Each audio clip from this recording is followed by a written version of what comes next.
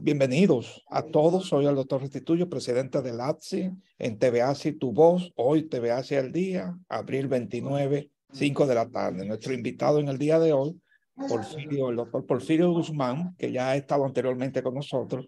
Un tema interesante para todos los internistas y médicos familiares, pero tenemos la gran ventaja de que el profesor Porfirio es un gran experto, conocedor de lo que es el electrocardiograma en sentido general. Así que vamos a dar inicio algunas informaciones generales, sobre nuestro programa, un segundito, permítanme apagar los micrófonos.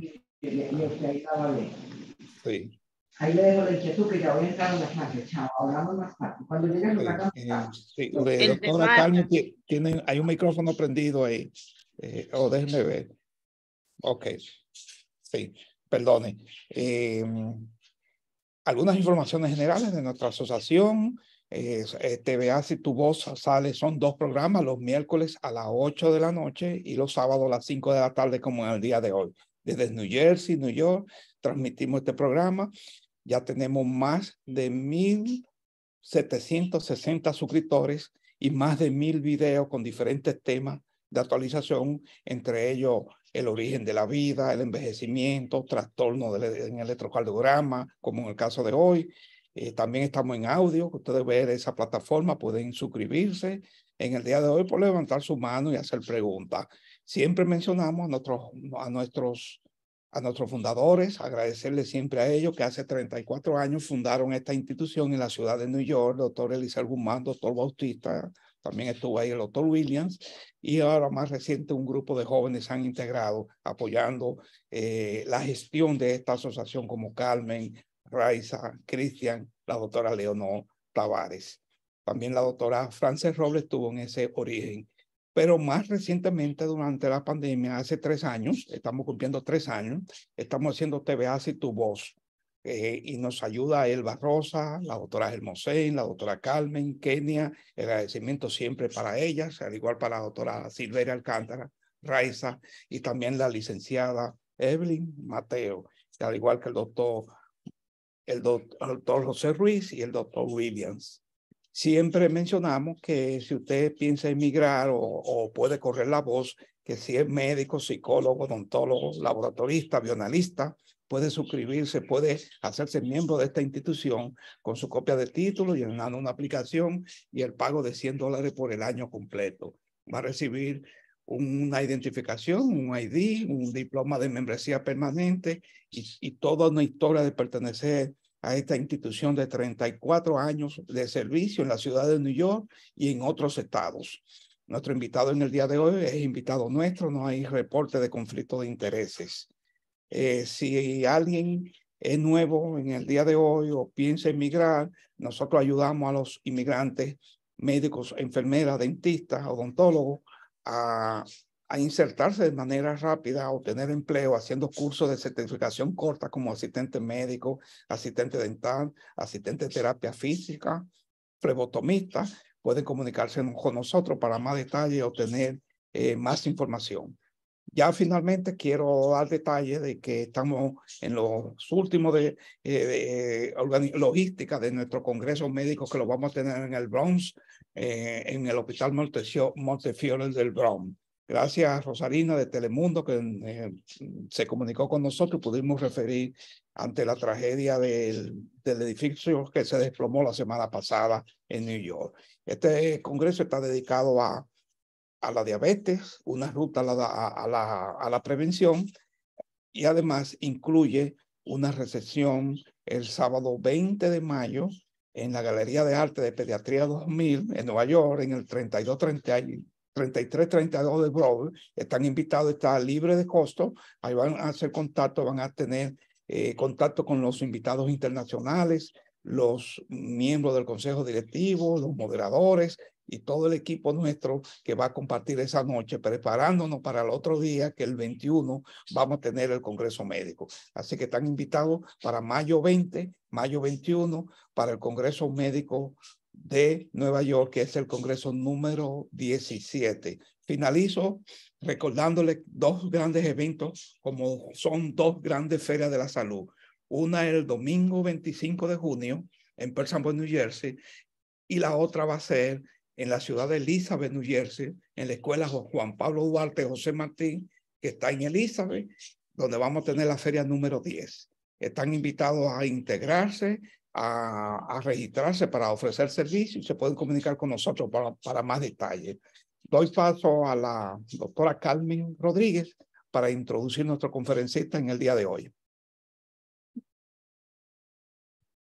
Así es, buenas tardes a todos. Muchas gracias por estar aquí y damos una vez más la bienvenida al doctor Porfirio Guzmán. Digo una vez más porque lo hemos tenido el año pasado con un tema bastante interesante también relacionado a la cardiología. Y el doctor Guzmán, precisamente, aunque es especialista en medicina familiar, posee máster también en diferentes áreas de la medicina interna. También posee máster en cardiología de la Universidad de San Jorge, Zaragoza, España, y es experto en hacer estudios de electrocardiograma, monitoreo de la presión arterial, lo que se llama MAPA, ¿verdad? Y el monitor de la frecuencia cardíaca del Holter. El tema que el doctor nos trae hoy es bloqueos auriculoventriculares en el electrocardiograma. ¿Cómo identificarlos? Bueno, pues el doctor Guzmán también es profesor del área para los residentes de cardiología. También trabaja en la ciudad de Moca y tiene varias prácticas privadas. Le damos la bienvenida al doctor Guzmán si desea comenzar a compartir pantalla o si solo va a hacer pues este micrófono es suyo. Okay, gracias ¿no? Ok, sí, así. Tenemos diapositivas, yo la voy a compartir ahora. Ok, adelante, profesor. Gracias. Ya, ahí está entrando ya. Perfecto. Excelente. Sí, ya se ve. Lo puede maximizar y está perfecto.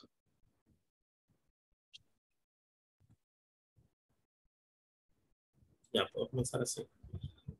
Ya.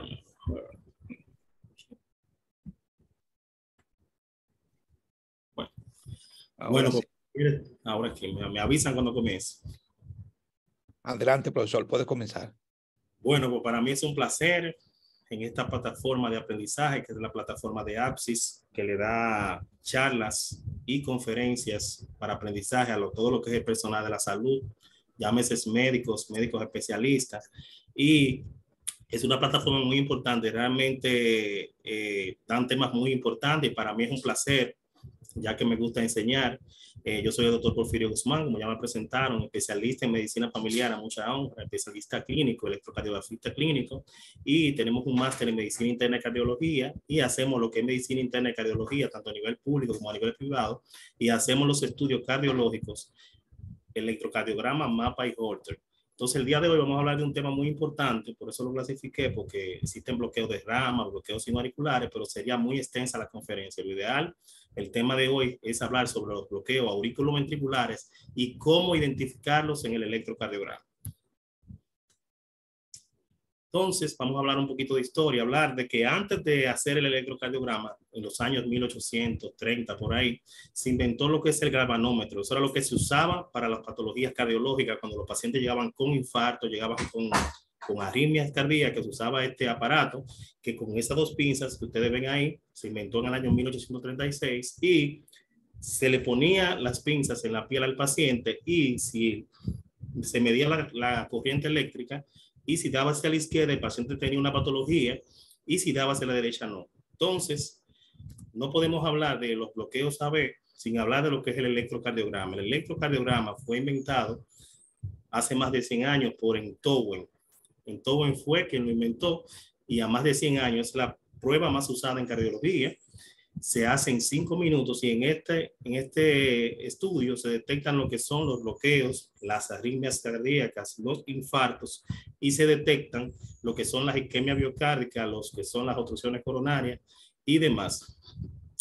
Y aquí tengo a Entowens, que fue quien lo inventó. Eso fue cuando él estaba en esos procesos. Entonces recibió en el año 1924 el premio Nobel de la Medicina a sus aportes a lo que es la salud y a la cardiología. Él fue quien inventó el electro, inventó las ondas, dijo qué patología tenía cada onda y es uno de los mayores pues admiradores. Él nació el 21 de mayo de 1860, perdón, y 3 años después que le dieron el premio Nobel, pues él murió. Entonces vamos a hablar de los bloqueos auriculoventriculares y vamos a dar una definición. El bloqueo auriculoventricular no es más que un trastorno de la conducción eléctrica. Entonces, el impulso cardíaco se transmite, como se ve ahí, desde el nódulo sinusal hasta el nodo AB y de ahí va a los ventrículos, a las tejidas, a todo donde tengan que llegar. Entonces, cuando hay un bloqueo auriculoventricular, se ven fibras aquí. Hay fibra degenerativa y el impulso no llega acá. Y eso es lo que se llama bloqueo auriculoventricular, que son de 3 tipos. De eso vamos a hablar ahorita, pero para entenderlo, tenemos que entender esos conceptos. Entonces es importante de decir cómo se ve un bloqueo AB en el electro, que vamos a hablar ahorita. Tenemos que entender lo que es la onda P. Vamos a tener una onda P conducente, una onda P que no conduce o que conduce. Y el intervalo PR, que va desde el inicio de la onda P hasta el inicio del QRS, va a estar mayor de 0.12, de 0.20 segundos o mayor de 5 cuadritos chiquitos. Si ustedes se fijan aquí en este trazado, que es un ejemplo, mide 1, 2, 3, 4, 5, 6, 7, 8, ese paciente tiene un bloqueo. Entonces, desde el inicio de la onda P, por ejemplo, tenemos QRS, onda T, onda P que aquí inicia, hasta el inicio del complejo QRS acá. Ese intervalo, aunque hay un segmento PR, es el intervalo. Para hablar de bloqueo, onda P, que conduce, que no conduce, y el intervalo PR va a estar prolongado. Entonces, para hablar de los bloqueos, para ahorita entrar en materia, tenemos que hablar de las células cardíacas. Las células cardíacas tienen unas características que transmiten su propio impulso y se descargan automáticamente sin ningún artefacto externo. Esa es la característica de las células cardíacas. Por eso, cuando el paciente comienzan a fallar los nódulos y demás, el paciente te hace un paro cardíaco, te hace un bloqueo, es cuando fallan esos impulsos de esas células. Entonces es importante, para hablar de bloqueos AB hay que hablar de células en reposo y de células en movimiento. No es lo mismo, las células en su interior tienen una carga negativa y en su exterior tienen una carga positiva. En su interior, la célula cuando está en reposo, por eso le pregunto al paciente que si tiene una angina en reposo, que si es una angina en movimiento, las células en reposo tienen carga negativa y tienen un potencial de membrana de menos 90. A diferencia de cuando las células están, como se ve aquí, positivas, que la célula, el paciente está en movimiento, la célula está en movimiento, se descargó, se despolarizó, pues el umbral del paciente, o sea, el umbral en ese momento es de menos 70. Por eso es bueno cuando usted hace el diagnóstico de infarto, de angina, o un bloqueo AB que usted quiere que el paciente ingresado, se le pregunta si el paciente estuvo en movimiento o no estuvo en movimiento. Entonces, bueno, aquí lo tenemos otra vez más claro. Como yo le decía, la definición de bloqueo, este es el nodo sinusal, este es el nodo AB. El impulso llega de aquí hasta aquí y de aquí se transmite en todo el corazón. Entonces, cuando se comienzan a ver estas fibras que se ven aquí, que el paciente comienza a tener fibrosis a nivel cardíaco, entonces el impulso, en vez de llegar aquí directamente, pues se para aquí, después cruza aquí, y eso es lo que se llama bloqueo auriculoventricular. Entonces, como les decía ahorita, tenemos que hablar de 2 cosas, onda P e intervalo PR. Entonces, la onda P es la onda que tiene que ver con la despolarización auricular y mide 0.12 segundos, 2.5 cuadritos, o sea, 2 cuadritos y medio hacia arriba, hacia el lado, hacia abajo y hacia donde quiera usted. La onda P no habla de la despolarización auricular. Como dijo la otra vez para recordatorio, como estamos hablando de ella, cuando usted tiene una onda P hacia arriba, que dijimos 1, 2, 3, 4 cuadritos, ese paciente, si le llegó con dificultad respiratoria, si le llegó con una insuficiencia cardíaca, ese paciente tiene un crecimiento auricular derecho. Cuando la onda P tiene más de 2.5 cuadritos de arriba en el electro, nuestro paciente hipertenso, diabético, y usted ve una onda P prominente hacia arriba, más de 2.5 cuadritos, pues el paciente tiene un crecimiento auricular derecho, tiene que levantarse de su eco y ahí pues se confirma. Entonces, aquí, al contrario, se fijan, onda T, Onda P aquí, si se fijan, mide más 2 cuadritos y medio hacia abajo. Cuando la onda te hace un electro a un paciente hipertenso, diabético, y usted ve que la onda T está hacia abajo, la onda P, perdón, mide más de 3 cuadritos hacia abajo, pues estamos hablando de un crecimiento auricular izquierdo. Usted le manda a hacer el paciente el ecocardiograma y pues ahí se ve. Entonces, vamos a hablar del intervalo PR. Dijimos que en los pacientes con bloqueo auriculoventriculares, vamos a hablar de onda P, vamos a hablar del intervalo PR. Entonces, el intervalo PR en los pacientes con bloqueo auriculoventriculares tienen un aumento de 0.20 segundos y más de 5 cuadritos, o sea, más de un cuadrado grande. Cuando usted ve a los pacientes que le llegan con bradicardia y demás, la frecuencia cardíaca por debajo de 50, vemos esto. Entonces, el intervalo PR, como aquí lo vemos, si se fijan, este es el intervalo PR, desde el inicio de la onda P hasta el inicio del complejo QRS. Es el segmento que se ve prolongado en los pacientes con bloqueo auriculoventriculares. Entonces, ¿cuáles son las causas más frecuentes de bloqueo auriculoventriculares? Cuando nuestros pacientes tienen una fibrilación auricular y usan digoxina, pueden tener en algún momento un bloqueo AB presente. Cuando los pacientes usan beta bloqueadores, que ustedes ven que le comienza a bajar la frecuencia cardíaca en el electro, estos pacientes, la mayoría no llegan con frecuencia cardíaca bajita. Alteraciones iónicas como hiperpotasemia, miocarditis, enfermedad de Lynn, mononucleosis preciosa y las obstrucciones coronarias suelen asociarse a bloqueos cardíacos. Por eso, en los pacientes cuando llegan con bloqueo a la emergencia, es importante anticoagularlos. Entonces, vamos a hablar de los bloqueos. Vamos a hablar de los bloqueos. Entonces, los bloqueos auriculoventriculares, como ya dijimos, pueden ser de 3 tipos. Bloqueo tipo 1, bloqueo tipo 2 y bloqueo tipo 3. Entonces, los criterios para estos bloqueos van a ser los siguientes. Vamos a tener el PR aumentado, mayor de 5 cuadritos pequeños o mayor de un cuadrado grande. Y vamos a tener ondas P que conducen y ondas P que no conducen. Entonces, en el bloqueo auriculoventricular tipo 1 son por lo regular pacientes jóvenes o pacientes de 40, 45 años, que por lo regular lo encontramos como un hallazgo casual en el electrocardiograma. Por lo regular, los bloqueos AB tipo 1, por lo regular el paciente no presenta síntomas. ¿Y cuáles son los criterios? Vamos a tener una onda P que conduce, o sea, cuando me refiero a una onda P que conduce, me refiero a que va a ser una onda P después de un complejo QRS.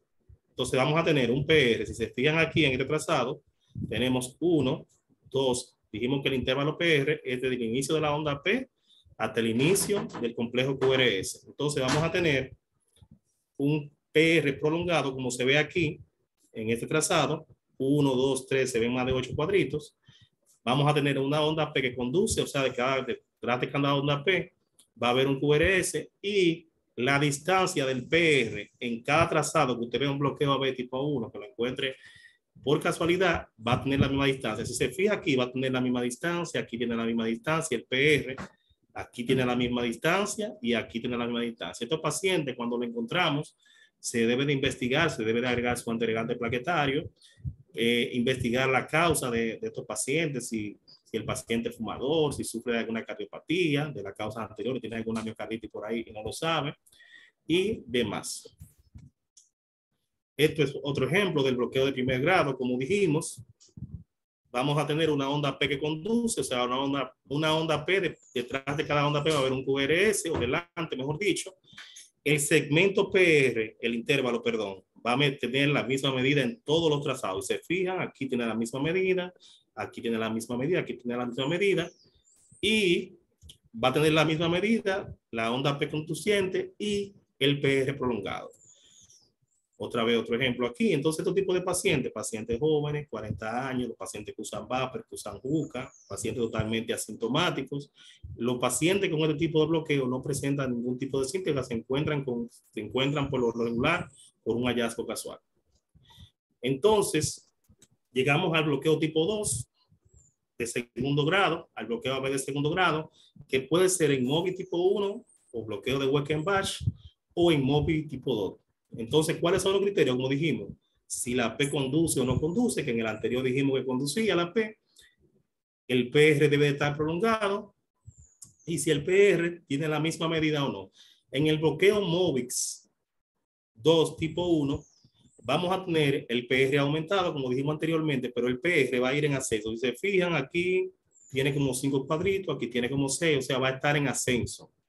Entonces voy a tener P que conducen y P que no conducen. Cuando me refiero a una P que no conducen, si se fijan, tengo una P, tengo un QRS, entonces aquí tengo una onda P y no hay QRS. En el MOVIS 2 tipo 1 voy a tener un PR que va a ir en ascenso, o sea, se fijan, aquí mide diferente, aquí mide diferente, aquí mide diferente. Voy a tener onda P que conducen y onda P que no conducen. Vamos a ver otro ejemplo para entenderlo mejor. Entonces aquí vemos en el bloqueo de segundo grado, MOVI tipo 1 de Weckenbach, si se fijan, el PR, que es del inicio de la onda P hasta el inicio del QRS, pues tiene la misma medida, pero voy a tener onda P que conducen, una onda P detrás de cada QRS, una onda P detrás de cada QRS, pero aquí, si se fijan, una onda T, una onda P y no veo QRS. El QRS está en la siguiente P. Entonces eso es lo importante. Como les digo los criterios, para repetirlo ya en modo de aprendizaje, voy a tener onda P que conduces y onda P que no conducen, pero el PR, la medida, va a estar en ascenso. Aquí tiene una medida, aquí tiene otra y aquí tiene otra. Entonces, el bloqueo AB MOVIS 2 tipo 2 va de la siguiente forma. Voy a tener un PR que va a tener la misma medida, a diferencia del MOVIS tipo 1 de Weckenbach. Voy a tener onda P que conducen y onda P que no conducen. Entonces me explico. A diferencia del otro, que el PR iba en ascenso, aquí el PR, si se fijan, aquí en este trazado mide lo mismo, aquí mide lo mismo, aquí mide lo mismo y aquí mide lo mismo. Entonces voy a tener onda P que conducen, el PR va a medir la misma distancia en todas las vibraciones, onda P que conducen, tengo una onda P, un QRS, una onda P, un QRS, y voy a tener una onda P no conduciente. Tanto en el bloqueo tipo 1, MOVIX 2 tipo 1 o MOVIX 2 tipo 2, son los pacientes que nos llegan a la emergencia con mareos, con dolor de pecho y que usted le hace el electro y sale con este tipo de bloqueo. Este tipo de bloqueo es una emergencia. El paciente hay que poner oxigenación, poner atropina y si no mejora, mandarle a poner un marcapaso. Entonces, este también es un bloqueo tipo 2. Como vemos aquí, 2 tipo 2. Si se fijan en todos los lugares, si se fijan, tengo una onda T, una onda P que conduce, porque detrás de una onda P hay un QRS. Si se fijan, tiene la misma medida, pero tengo una onda P que no conduce. Se fijan, tiene la misma medida, el PR, la misma medida, tengo una onda P que no conduce. Entonces, el bloqueo AB de tercer grado, entonces es una emergencia médica, entonces son los pacientes que nos llegan a la emergencia con pérdida de la conciencia, nos llegan con mareo, con la frecuencia cardíaca en 20, 25, 30, hay que mandarle a poner un marcapaso inmediatamente. Entonces, ¿cómo vemos estos bloqueos? El bloqueo de tercer grado AB. El bloqueo de tercer grado AB, para que me entienda, ahí el corazón está por su cuenta, porque tanto la aurícula como los ventrículos van a estar bloqueados y va a haber onda P en el trazado completo. Entonces, ¿cómo yo lo veo? Vamos a contar la onda P. Aquí puede ser el ritmo auricular, ventricular, está bloqueado. Aquí no se sabe de dónde va a salir el ritmo. Si se fijan, aquí este paciente tiene 1, 2, 3, 4, 5, 6, 7, 8, una bradicardia de 37, 38. A veces tiene menos de ahí. Si se fijan, miren, onda T, onda P prematura, otra onda P sin QRS, no conduce, onda P sin QRS, tengo otra onda P aquí con un QRS, tengo una onda T, tengo otra onda P, o sea, hay mucha onda P. Por lo regular, esto es una emergencia médica. Con este paciente no se puede perder tiempo. Este paciente, por lo regular, es el que nos llega a la emergencia con alteración del estado de conciencia, mareo, pálido, sudoroso. Se debe de trombolizar, agregarle su atropina. A mí me llegó un día uno con 15 de frecuencia, se le pone como si fuera un transmisor de frecuencia, que es un aparato como el Holter, donde se le pone un catéter aquí en la subclavia y el paciente se le inicia con 75 de frecuencia. El grado 3, el paciente no puede esperar, eso es una emergencia, el paciente se puede morir. Llegan con 10, 15, 20 de frecuencia. Entonces, por lo regular, ¿cuáles son los síntomas de que usted debe de pensar que el paciente tiene un bloqueo AB cuando usted realiza el electro. Si hay pacientes que dicen que tienen vértigo, que tienen mareo, se le hace tomografía, se le hace resonancia, se investiga, se le hace de todo, se le hace todos los tipos de análisis, no sale sin nada, usted lo busca, busque lo que tiene algún tipo de bloqueo AB, ese es el principal síntoma, mareos sin ninguna causa. El paciente puede presentar dolor torácico, puede presentar una disnea, dificultad para respirar, y estos pacientes nos dicen que tienen una sensación de anudo. Nos llegan a la consulta que dicen que tienen acidez, una sensación de anudo. Cuando usted le hace el electro, pues tiene un bloqueo auriculoventricular.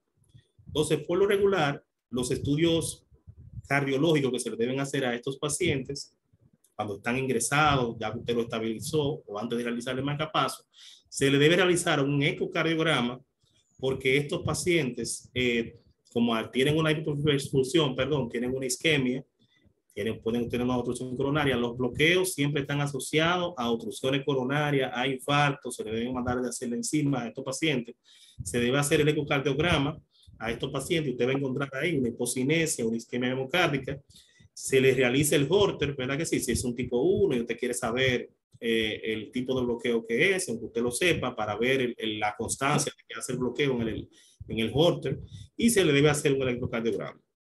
Entonces, cuando nos llega un paciente, brevemente de manejo, como era la identificación, cuando nos llegan estos pacientes a la emergencia, ¿qué hace con ellos? Usted vio un paciente que llegó con mareo, con la frecuencia cardíaca disminuida, 40, 30, usted le pone oxigenoterapia, le pone 0.5 miligramos de atropina, y todos estos pacientes deben de anticoagularse, o sea, usar enoxaparina con ellos. Lo ideal es que sea Templaza, pero como los seguros por lo regular aquí no lo cubren, pues usamos enoxaparina. Inmediatamente, si es un tipo 2, móvil tipo 1 de Weckenbach, y llegó con síntomas, puede esperar. Usted le pone su atropina al paciente, le pone oxigenación, evalúa el paciente. Cuando usted tiene ingresado estos pacientes, si usted ve que siguen haciendo cambios hemodinámicos, mándela a hacer inmediatamente el marcapaso, a poner inmediatamente el marcapaso. Entonces, si un bloqueo de tercer grado, que la onda P está por todo el trazado, es una emergencia, debe ponerse el marcapaso inmediatamente, porque el paciente te puede hacer un bajón de frecuencia, llegar a 0, y se te puede morir. Yo he visto más o menos 2 con un bloqueo, o sea, en mi práctica he visto más o menos 2 o 3, y a uno de esos le tuvo que poner el monitor que le dije de frecuencia cardíaca, porque llegó con 10 de frecuencia en instalación de estado de conciencia, y se salvó porque yo estaba por ahí en la emergencia. Entonces, bloqueo de tercer grado móvil, una emergencia médica, marcapaso inmediatamente. Ese paciente, ustedes me ven a mí tranquilo, muy calmado, a ponerle su marcapaso. Ahora, tipo 2, usted lo ingresa, móvil tipo 1, 2 tipo 1 de Weckenbach o tipo 2, móvil tipo 2, hay que ingresar a tu paciente. Ahora, el tipo 1 que llegó sin síntomas, pues se puede esperar, usted lo identifica y lo estudia bien, pero todos esos pacientes no se pueden quedar en el aire, porque usted simplemente a darle un buen manejo, mandarle poner un marcapaso a tiempo, usted puede salvar una vida. Entonces, hablé solamente de los bloqueos AB porque están los bloqueos de rama derecha, los de rama izquierda, y están los bloqueos sino auriculares. Entonces, es un tema muy extenso. Entonces, no íbamos a durar hasta las 8 de la noche hablando aquí. Por eso hablé de los bloqueos AB, que son los más frecuentes. Y ya los de rama derecha e izquierda también son frecuentes. Entonces, por eso hablé de ellos. Muchas gracias por su tiempo y su atención. Gracias a usted, doctor. Bueno, importante también recordar en qué derivaciones podemos observar, es una inquietud que tengo, ¿verdad? Los bloqueos de rama. ¿En qué derivaciones? En el electrocardiograma. En el electrocardiograma, sí, en el electrocardiograma podemos ver los bloqueos AB, principalmente si usted está confundido y quiere saber, usted puede usar el D2, se pueden ver por lo regular en la cara inferior, cara lateral, pero principalmente si usted está confundido, puede verlo en D2, y ahí en D2, si usted está confundido, no sabe qué bloqueo es, se le va a dar el ritmo. Gracias. Un excelente resumen, ¿verdad? Claro. Entonces, vamos a darle el paso a aquellos que tengan preguntas, inquietudes. Por favor, pueden levantar la mano o vamos a abrir los micrófonos para todos ustedes. Exactamente. Ya tienen permiso para abrir micrófono, lo que quieran hacer preguntas o inquietud.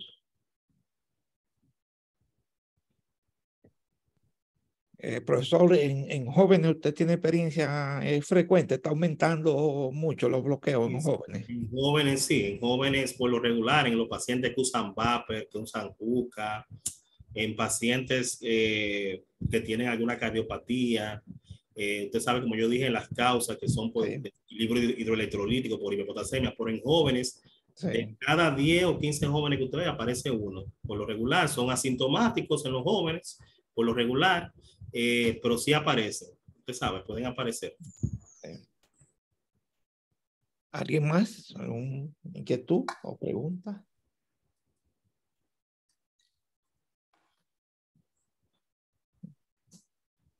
Doctora. Bueno, yo tengo otra inquietud, doctor. Sí, claro. En relación, ya que usted menciona, ¿verdad?, que hace estudios de mapa, de Holter, ¿qué tan frecuente se está indicando en la ciudad donde ustedes viven? Santiago, Moca, en el área del norte. ¿En Moca se está indicando qué? Estos estudios de mapa, de Holter. Sí, el mapa por lo regular, por ejemplo, todo paciente hipertenso que sea hipertenso debe realizarse por lo menos el mapa una vez al año. Por la razón de que el paciente, por ejemplo, cuando va a su consulta, le toman la presión en la mañana, pero por ejemplo en la noche, los pacientes que te hacen infarto, que te hacen ACV, te hacen crisis hipertensiva nocturna. Entonces, si tú quieres saber si un paciente está controlado o no, porque siempre cuando le toman la presión, se lo toman en la mañana o en la tarde, pero ¿y la noche para cuándo? Como dice la canción. Entonces, debe de hacerse el paciente que sufre de la presión, por lo menos yo considero cada 6 meses, y así tú sabes si está controlado o no.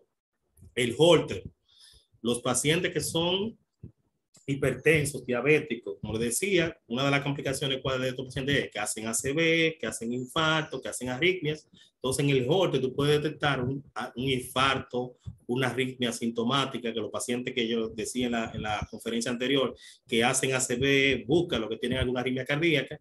Y ya, por ejemplo, el electrocardiograma, los pacientes que son hipertensos, para mi entender, deben de hacérselo por lo menos cada 4 meses, aunque se recomiendan por lo regular las guías cardiológicas europeas y demás, lo recomiendan cada 6 meses. Yo recomiendo cada 4 meses porque hay pacientes que son indisciplinados, que son asintomáticos. Todos creemos que los dolores de pecho son por estrés. Todo paciente con dolor de pecho debe hacerse un electro y debe hacerse así. El ecocardiograma, yo lo hago realmente, pero no quise hacerlo por el estrés realmente, pero el eco deben de hacérselo una vez al año estos pacientes. Entonces, todo paciente hipertenso, como usted dijo del mapa, deben de una vez o 2 veces al año hacerse el mapa.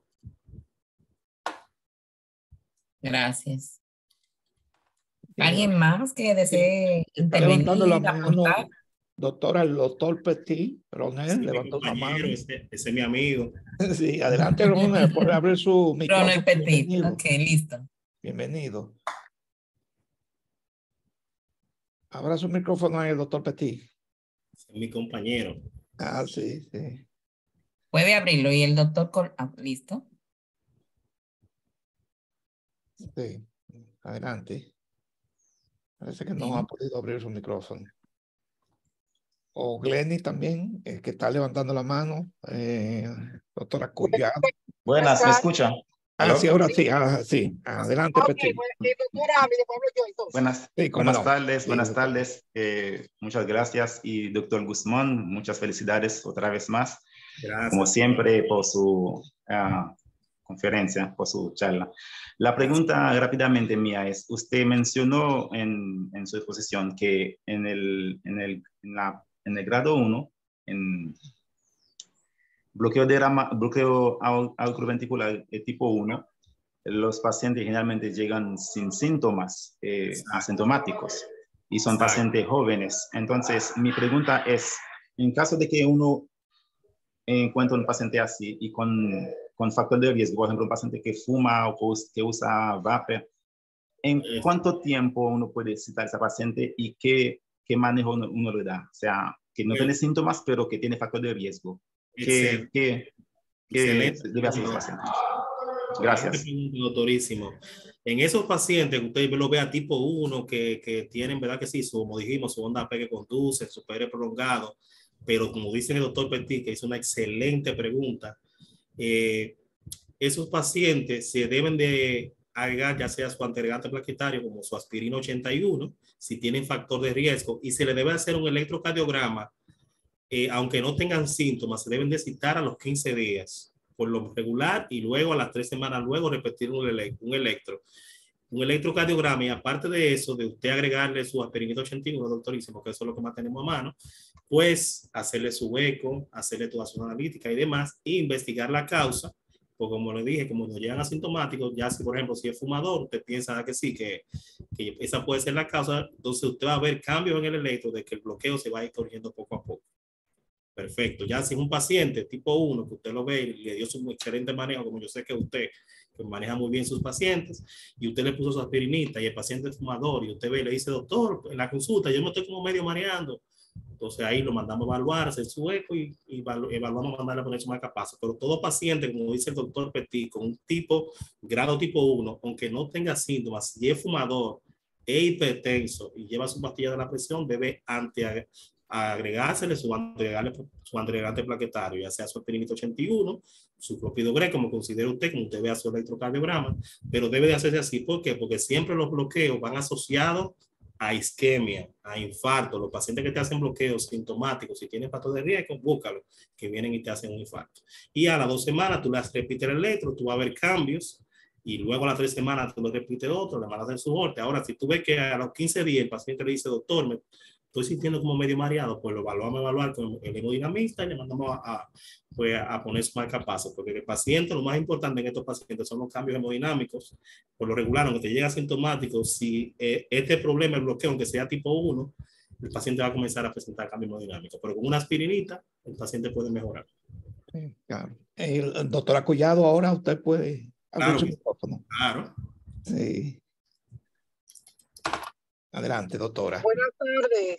Excelente exposición, doctor. Muy buenas explicaciones. Me gustaría preguntar algo. Tengo un familiar que tiene un bloqueo ramificación izquierda del corazón. Hace como 10 años le hicieron hasta un cateterismo preocupado y todo eso, y gracias a Dios salió bien, no tenía ninguna arteria tapada ni nada. Pero nuestra preocupación es que le están dando mucha taquicardia constante y desde que deja la pastilla vuelven otra vez la taquicardia. ¿Usted cree que tenga que ver con ese bloqueo? Porque dijeron que parece ser que fue de nacimiento ese bloqueo, que por eso no le afecta de nada. Y le hicieron eso, le hicieron de todo. Pero aparentemente fue que nació con ese bloqueo porque no le ha afectado en nada y el cateterismo salió bien. Pero a ella le da mucho vértigo, mucho mareo, mucho mareo. Exacto. Entonces, mire, doctorísima, los pacientes, como le decía, por eso hablé simplemente de los bloqueos AB, porque el bloqueo de rama es otro tema.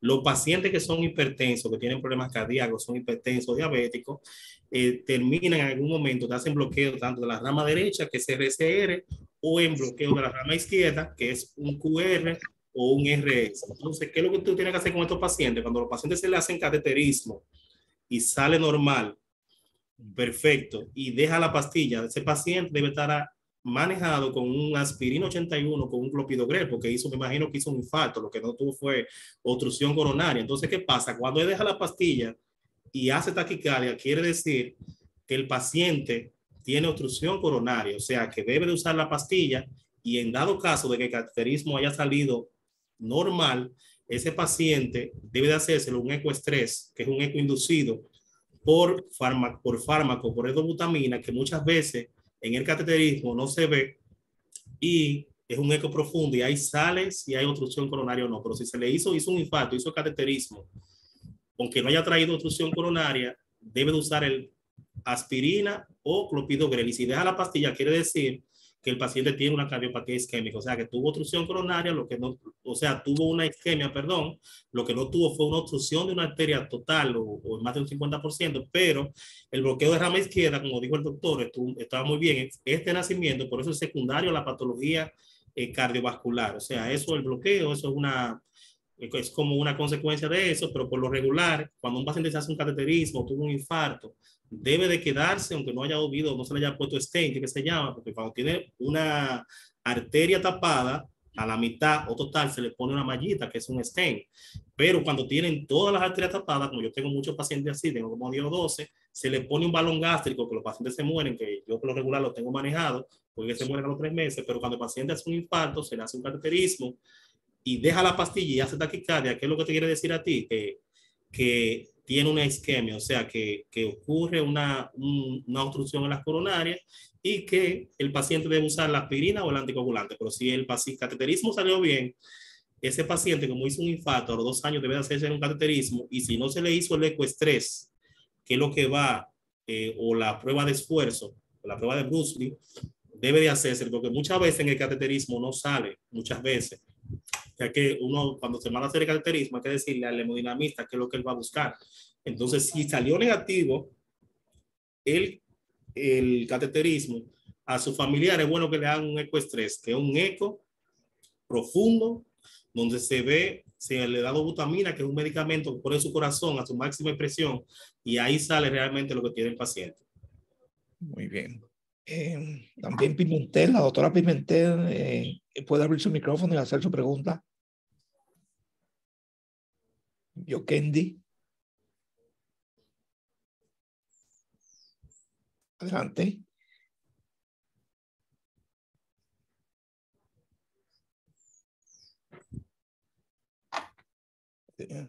Doctora Pimentel o doctor.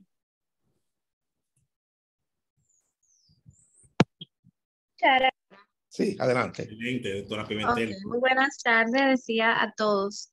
Realmente, yo estoy observando lo siguiente, y me gustaría que me ayudaran con aclarando esta parte. Sí sabemos que realmente nuestros jóvenes, que son los que más están utilizando el vapor, la población joven, ¿verdad? Y el asunto de la juca, eso hace mucho tiempo, pero en este tiempo estamos viendo, creo que nos pasa a todos, que estamos viendo muchos pacientes con dolor de pecho, dolor de tórax, y realmente tienen como antecedente que son fumadores de vapor y juca de manera muy, muy marcada.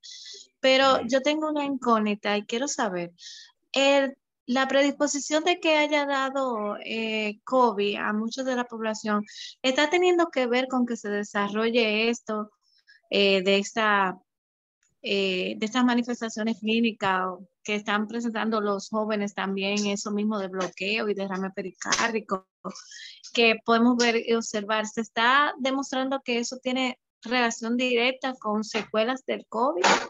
Sí, claro, por eso al principio, cuando el COVID comenzó y a mediados se explicaba que una de las complicaciones cardiovasculares del COVID, por eso los pacientes con COVID, cuando lo teníamos ingresado en la clínica o cuando usted lo veía ingresado, se le agregaba anticoagulante por eso mismo, porque una de las complicaciones del COVID es que provoca el virus miocardiopatía, no solo bloqueos, miocardiopatía, infarto. Por ejemplo, esos pacientes que usted le llevaban a su clínica o lo llevaban a la consulta, le decían, fulano hizo un infarto y salieron bien las coronarias, busca lo que le había dado COVID. Entonces el COVID, una de las complicaciones de esa, se veían bloqueos, pero más que bloqueos eran miocardiopatías, infartos, eventos cerebrovasculares isquémicos. Esos pacientes que usted veía cuando el COVID comenzó su apogeo, ACV, infarto, miocardiopatía, tanto en jóvenes como bien lo dijo usted, en jóvenes y en personas adultas, eso era el COVID. Se veían bloqueos en un menor por ciento, pero más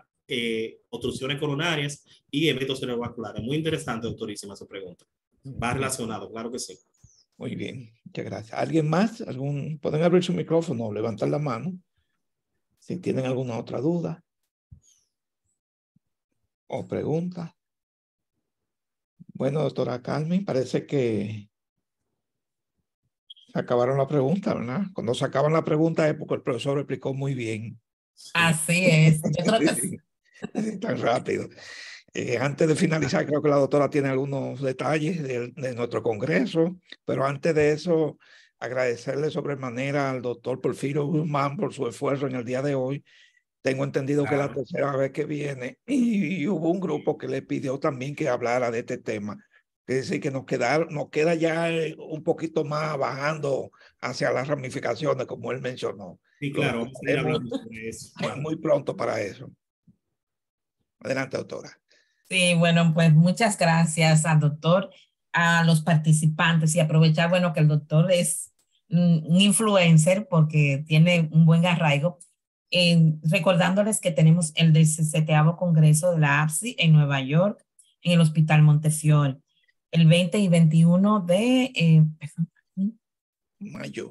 de mayo. El 20 de mayo les recordamos que tenemos un cóctel y una ceremonia de premiaciones que podemos aprovechar ya sea para hacer networking, para conocernos, para hablar y saber lo que estamos haciendo.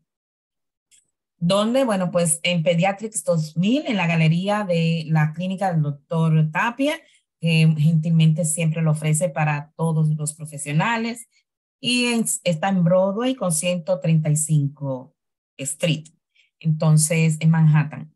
Quedan bienvenidos, pero por supuesto, aquí presentes tenemos a la doctora Leonor, la doctora Jerez, ellas están llamándoles y si usted desea confirmar, pues no duden en contactarnos, porque tenemos un cupo limitado, entonces así pueden venir, ¿verdad? Y compartir. ¿Con quién? Bueno, pues con nuestros invitados, las personas que serán premiadas, como es la doctora Evelyn Tuero Llanos.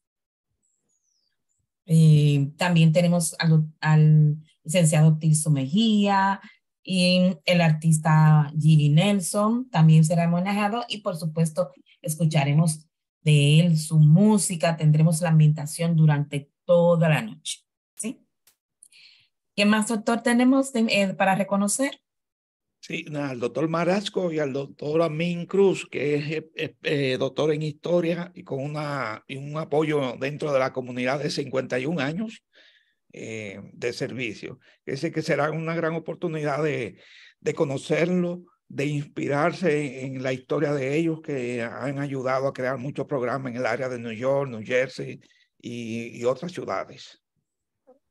Así es. Sí, bueno, pues al siguiente día estaremos en el Hospital Montefiore, en el Congreso, el cual, como bien sabes, aquí está la fotografía, lo pudimos hacer el año pasado, este año estará mucho mejor, ya no hay tantas restricciones por el COVID, recuérdense que tiene una capacidad limitada también, así que hay que inscribirse temprano. Todos ustedes comuníquense con nosotros, hay muchas facilidades para hacerlo, ya sea a través de Eventbrite, llamando, y por supuesto desde las 8 de la mañana hasta las 4:30 de la tarde. Todo el día, pues un acontecimiento científico que nos va a enriquecer a todos, porque recuérdense que el tema hoy que el doctor ha hablado en la parte de cardiología es el mecanismo de un paso hacia la prevención de la diabetes en la comunidad latina.